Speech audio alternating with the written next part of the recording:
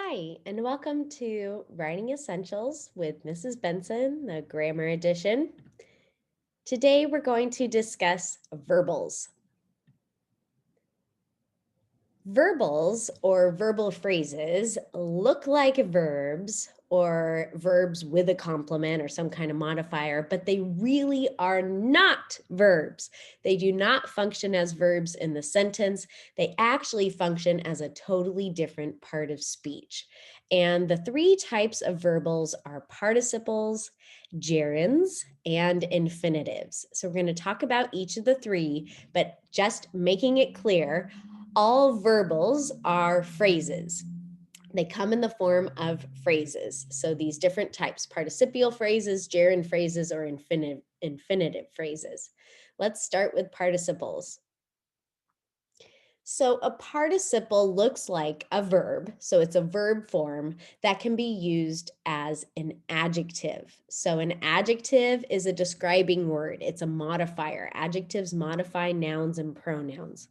So our participles are a verb plus an ending. And that ending is usually ing, d, ed, sometimes n or en, and it's a descriptor. So I'll always be able to find the noun buddy that it's describing. Okay, so let's take a look at some examples to make it a little bit more clear. The crying baby wanted his bottle. So in this case, I could just say the baby wanted his bottle, right? So what does crying do? Crying is describing the baby. It's modifying the baby because now it's giving me more information about what that baby looks like. That baby is crying, okay?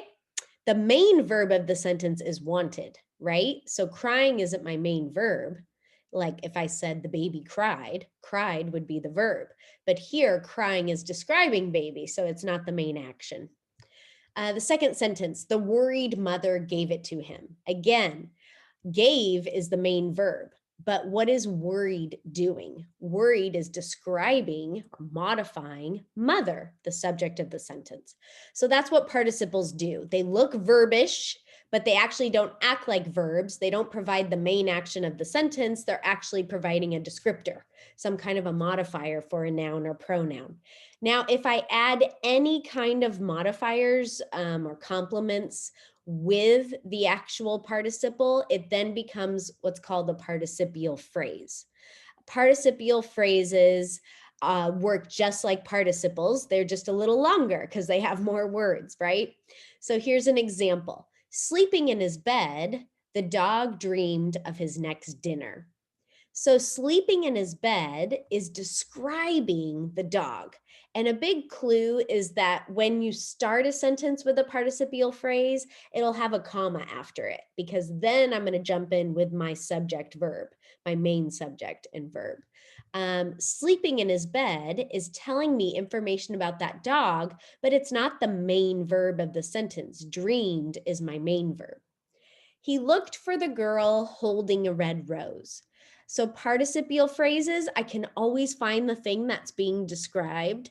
Holding a red rose, who's holding the red rose? The girl. So this gives me more information about the girl. Instead of just saying he looked for the girl, well, gosh, what kind of girl? Any girl under the sun? No, he looked for the girl holding a red rose. So that narrows the field and makes it a much more specific girl that he's looking for.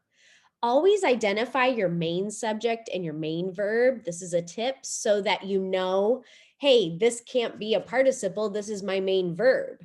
And then always look for the buddy. I like to say it's the buddy. It's the noun or pronoun that the participle needs. It's got to grab onto because that's the thing it's describing. That's the thing it's modifying. If you can't find a buddy, then what you might be thinking is a participle is actually your main verb or something else in the sentence. So just keep those two tips in mind. Participles always act as adjectives. Participles are adjectives. Participles are adjectives. Okay, so our next type of verbal is the gerund. And gerunds always act as nouns. Okay, so now we're in a totally different lane. Gerunds always end in ing and they always act as nouns. So they're very clear.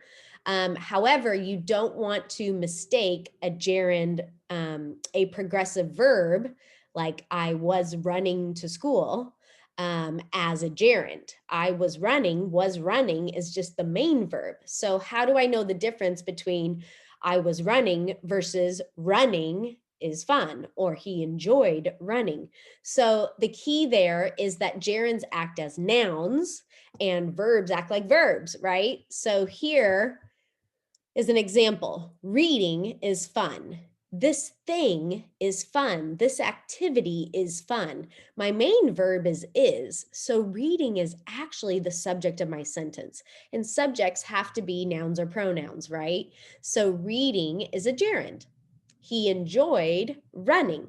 He is my subject, enjoyed is my verb. What did he enjoy? Running is the direct object of that sentence. Running is receiving the action of the verb. He enjoyed what?